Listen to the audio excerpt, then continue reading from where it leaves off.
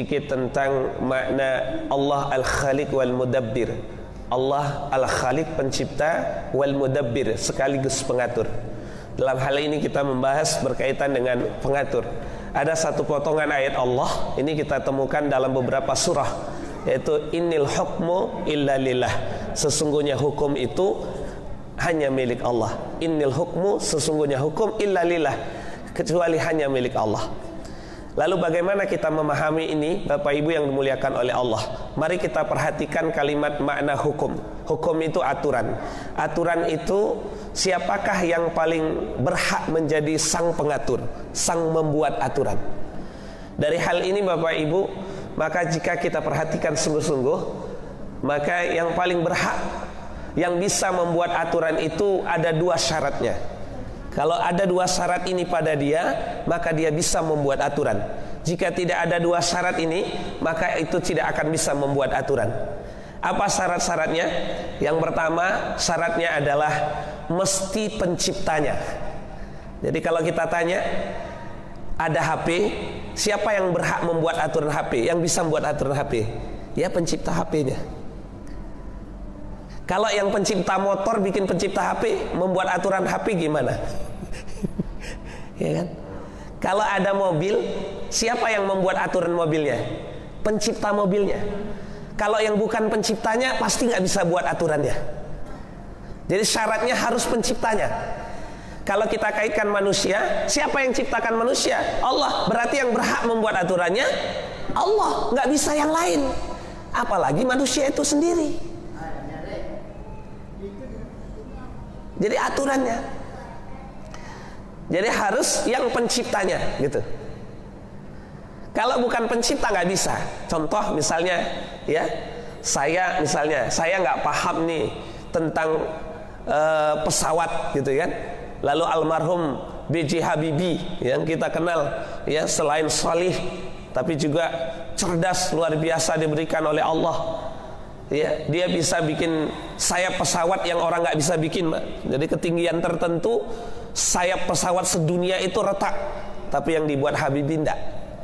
Lalu dia bisa bikin pesawat, saya nggak bisa. Lalu saya yang buat aturan pesawatnya, apa yang terjadi, Pak? Salah sambung. Terus bisa jadi pas dipakai malah hancur itu pesawat karena nggak cocok. Dan kalau sudah ada pesawatnya, aturannya harus dari yang membuat pesawat. Nah, kalau dari selain membuat pesawat, yang terjadi pasti hancur, pasti rusak, nggak bisa digunakan, nggak bisa dioperasikan, lama-lama nggak ada berguna dan rusak. Jadi satu-satunya orang yang membuat aturan itu mesti yang menciptakannya. Nah, pertanyaannya lagi Pak Bu, karena ini konsep berpikir, jadi iman kita ini kuat dasar pikirnya, syariat kita juga, maka ditanyakan, kenapa kalau yang menciptakannya kok bisa cocok, aturan penciptanya kok bisa cocok? Kira-kira alasannya apa? Kok bisa cocok? Orang yang buat HP, dia yang ngatur, kok bisa cocok? Kok bisa bagus? Kok bisa sesuai? Kok bisa teroperasionalkan dengan baik?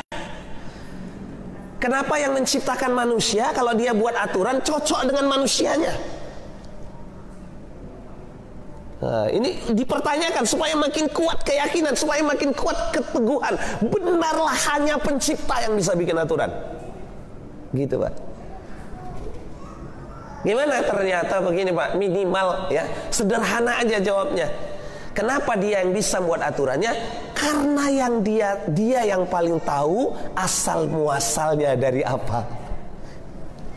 Jadi kalau benda Pak, misalnya mobil kan, dia tahu bahan mentahnya dari apa Pak. Apa bodinya, bahan mentahnya dari apa, kan gitu kan. Terus itu bannya dari apa, mesinnya dari apa, terus bagaimana proses pembuatannya, jadi ini seperti ini fungsinya apa, ini bagaimana, karena ini bahannya ini, cara perawatannya begini, cara menjaganya begini, karena ini fungsinya untuk ini, cara penggunaannya begini, cara menjalankannya begini, kan begitu Pak. Karena pencipta itu tahu dari semula, dari tiada sampai dia ada. Dia tahu. Kalau dia tahu semuanya, maka masuk akal 100%, pasti dia bisa ngaturnya. Kalau orang lain yang gak pernah tahu, ngaturnya gak nyambung.